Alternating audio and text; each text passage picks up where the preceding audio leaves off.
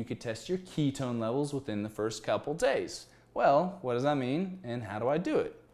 First, remember we talked about there is a transition period of a couple days where your body switches its fuel source from carbs to fats for fuel. In the last video, I did also mention that using a ketone supplement could really help you more painlessly and quickly transition into ketosis. Remember, ketosis is where your body is producing sufficient ketones to be measured. All right, remember that? If you don't, please go back and watch the previous video. Ketones, all right? So it just so happens they are measurable. Once our body produces sufficient amounts to technically be called ketosis.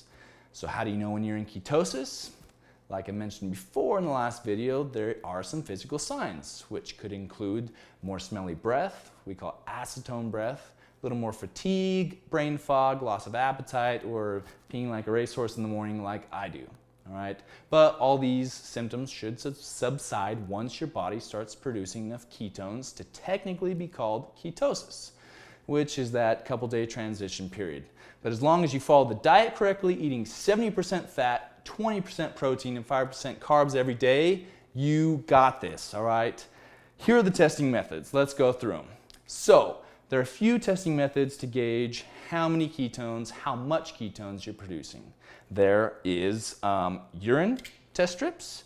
There is a way to test ketone levels in your blood, all right? And you can also test the acetone or ketone levels in your breath. But the ketone strips are good, but they're by no means like an exact measuring method. They are the simplest and the cheapest version and will give you a rough estimate of your ketone levels.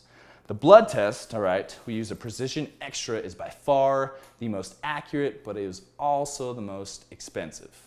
So if you have any more questions on that, just go to the fact page on our website, and there you'll find links of where to buy the different methods of testing, like the ketone strips or the blood test for ketones.